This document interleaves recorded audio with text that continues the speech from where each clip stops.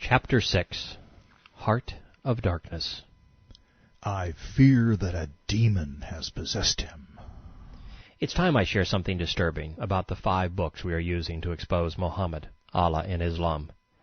They are not contemporaneous writings. Muslims say that Islam, unlike Judeo-Christianity, was played out in the light of recorded history, but the opposite is true.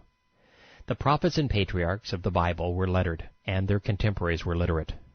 Their written scrolls encountered an educated audience of voracious readers within a generation of the events they described.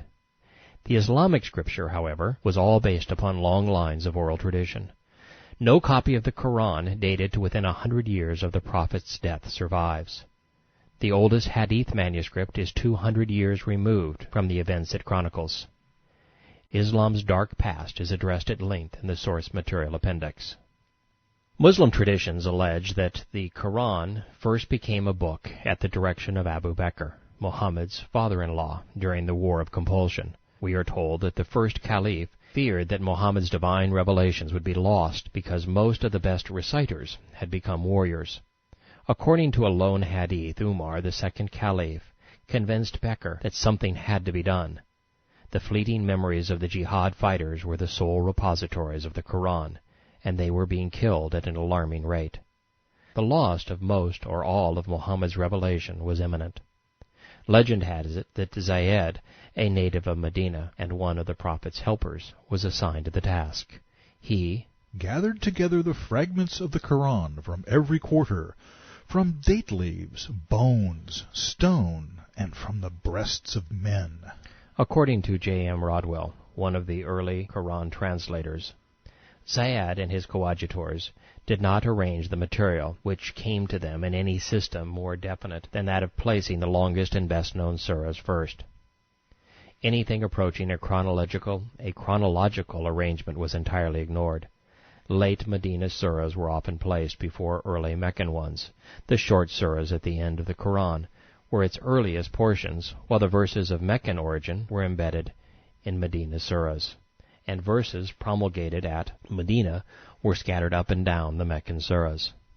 Muslim scholars don't dispute Rodwell's claim, and that's alarming, because it means that no one was able to discern when a surah was revealed. No one even knew what comprised a surah. They were jumbled together gobbledygook, completely out of order. And if Muhammad's contemporaries were this confused, there is no chance they actually remembered the detail of what he claimed was disseminated by the Almighty. Rodwell continues his analysis with these words: "It would seem as if Zayed put his material together just as it came to him, and often with entire disregard to continuity of subject and uniformity of style. The text therefore assumes the form of a most unreadable and incongruous patchwork, and conveys no idea whatsoever of the development and growth of any plan in the mind of the founder of Islam, or of the circumstances by which he was surrounded and influenced." Then, after praising Zayed for his lack of tampering, Rodwell adds that it is deeply regrettable that no contemporary provided any historical reference, suppressed contradictory verses, or excluded inaccurate statements. Therefore, even in the best possible light, the Quran, as first assembled, is a mess. It was out of order, jumbled together, contradictory, and inaccurate. Yet there is no proof that even this best-case scenario is reliable. There is no corroborating evidence that the revelations actually became a book under Bakr, Umar, or Zayed. There are no fragments or tablets. All we have is a flimsy oral tradition suggesting that this best-case scenario occurred. There isn't even a letter or a historical reference from any of the literate nations conquered by the first Muslim warriors to suggest that the Quran existed. By contrast, there are 25,000 ancient Bible parchments, scrolls, fragments, and letters testifying to the immediacy and accuracy of today's Judeo-Christian scriptures. Yet the only archaeological evidence that has survived from the Quran's first century is a coin and an inscription inside the Dome of the Rock on the Jewish Temple Mount. These fragments differ from each other and from today's book. The Quran's chasm of historical credibility is the good news. The other 4 books of Islam that comprise the Sunnah, the Sirah, the Takrith, which means history, and Hadith, or oral reports, didn't find parchment or scroll for 100 to 300 years after the events played out. Turning to Rodwell, we learn, the first biographer of Mohammed of whom we have any information was Zuhri, who died in AH 124. But his works, although quoted by later writers, are no longer extant. Said another way, Zuhri's biography may have been written 100 years after the events occurred, but it doesn't matter because no one has ever found a copy. Ibn Ishaq, he went on to say, who died in AH 151, 763 AD, composed a biography of Mohammed for the caliph's use.